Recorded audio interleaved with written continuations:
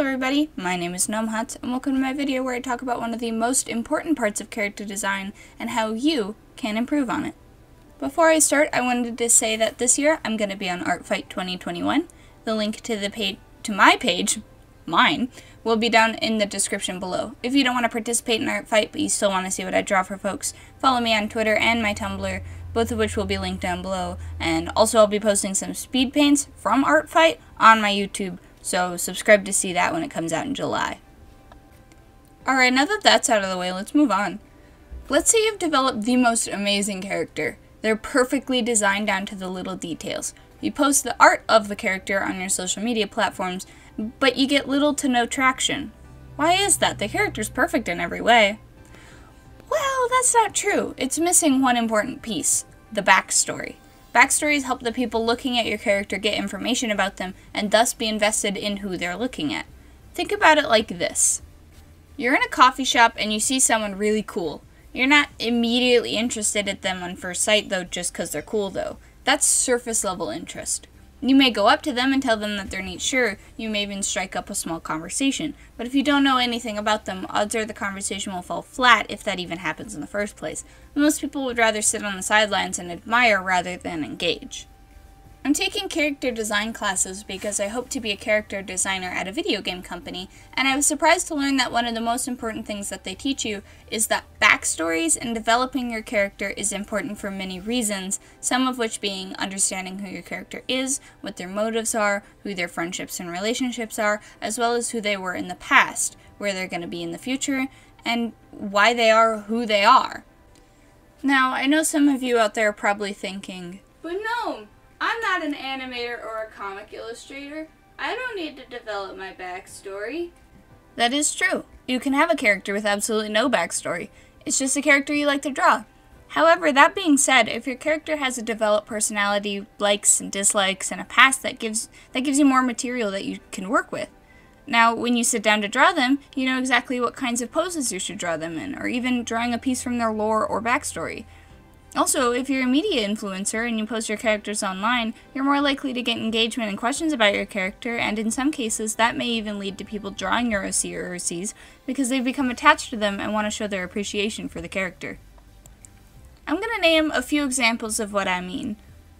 There's a channel on YouTube called Subjectively. In it, one of the creators of the channel is participating in Mermaid. He could just draw the mermaid, merman, and mercreature designs and leave it at that. However, he's decided to go above and beyond by giving these characters a backstory, given through the perspective of a character called Argyle Finch. These stories separate his mermaid designs from most other mermaids out there, because aside from the amazing art, he's weaving an amazing story. The channel will be linked down below. I'm purposefully being vague about it, because the experience of going through the story with Finch is more amazing than me trying to tell it to you. This is another example. This is my character, Aiden Beard. He's an avian in the world I'm developing for him and a few of my other characters, and at first glance, he's just a character with a design. However, there's a whole story behind him. Growing up, he lived with his grandmother. His parents passed away when he was rather young. When he was 16, his grandmother ended up passing away, which led to him living on his own when he was still a teenager. So he was struggling to keep things together while still attending high school. While he was at school, he found some comfort as he'd made friends like Ven, and eventually he met his boyfriend, Matthew, and with their help, he was able to recover. He's peppy and typically a friendly and happy person. He's creative and he loves crafting things. Specifically, he likes to weave baskets and other things because his grandmother taught him that, and when he weaves, he's reminded of those times with his grandmother. Now you know a little bit about him. Have your opinions changed on him? Maybe you want to know more. How did his parents pass away? Who's Matthew and Ven? How did they fit into his life? Developing characters is a lot like making a huge puzzle, and you have to figure out which piece goes where so you can form the whole picture. The whole picture is what people want to see. Whoa, Gnome. That backstory's kind of edgy, not gonna lie. Yes, it is a little bit edgy. And to that I say, what's wrong with it? Edgy characters are written en masse because they're fun characters to write. If you have a character where nothing bad happens to them, they become boring and flat, one-note characters. Edge factor adds to them. It gives them motives and drives. A character, or even a person for that matter, who has never experienced a single hardship in their life is unrealistic. Everyone has struggled, and regardless of how big the struggle was, it was a struggle. Struggling, or edge, is part of living. That being said though, there's a good and a bad way to write an edgy backstory. Charlene murdered her whole family. She's a total psycho, and she kills anyone who disagrees with her. Okay, that's a good place to start, but, like, why?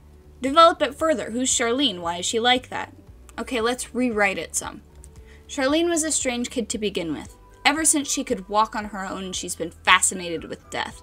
She'd laugh at a person dying in a movie, and as she grew older, she began to kill small animals. It all culminated one day when Charlene had to attend her grandfather's funeral. It was an open casket, and upon seeing his lifeless body, it clicked in her brain, and thus she began to devise a plan. Everything boiled to a head when her mother disagreed with her one day. That set Charlene off, and she slashed her whole family and escaped. Since she was younger, she was able to hide fairly easily, and the police department ruled her missing as a kidnapping. Ever since then, she's been on a small fuse, and whoever disagreed with her potentially met the bad end of her knife.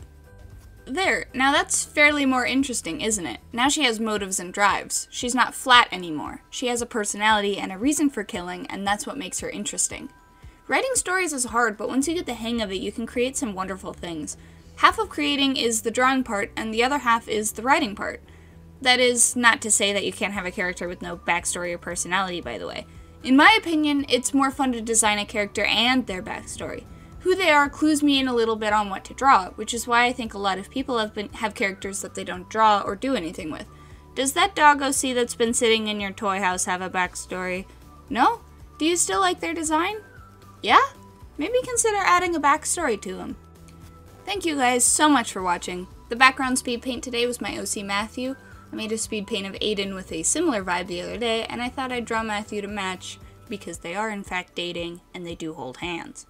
Follow me on my socials, linked down below. Again, I'm taking part in an art fight this year, so definitely check that out if you want to fight me in July. Thank you guys for watching, and I'll see you later. Remember to drink your meds and take your water. Bye!